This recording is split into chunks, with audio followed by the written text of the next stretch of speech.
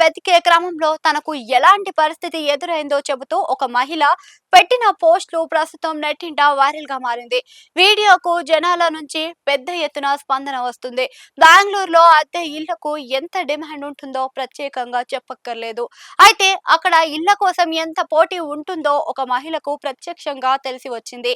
తనకు ఎలాంటి పరిస్థితి ఎదురైందో చెబుతూ ఆమె షేర్ చేసిన ఒక వీడియో ప్రస్తుతం తెగ వైరల్ అవుతుంది. నమ్మ రెంట్స్ అనే ఇన్‌స్టాగ్రామ్ అకౌంట్‌లో ఆమె ఈ వీడియోను పోస్ట్ చేశారు. ఇటీవల తను బెంగుళూరుకు వచ్చానని ఆమె తెలిపారు. అద్దె ఇంటి కోసం వెతుకుతుండగా ఒక ఇల్లు తనకు బాగా నచ్చింది అని, దాదాపుగా నెల రోజుల పాటు వెతికితే కానీ తనకు నచ్చిన ఇల్లు దొరకలేదు అని అన్నారు. ఇల్లు నచ్చడంతో తను అనేక విషయాల్లో రాజీ పడ్డానని చెప్పుకొచ్చారు. ఇంటి అద్దె తగ్గించేదే లేదు అని ఓనర్ చెప్పినా తను సర్దుకుపోయానని చెప్పారు. అయితే తుది నిర్ణయం తీసుకునేందుకు ఒక గంట సమయం మాత్రమే కోరానని చెప్పారు.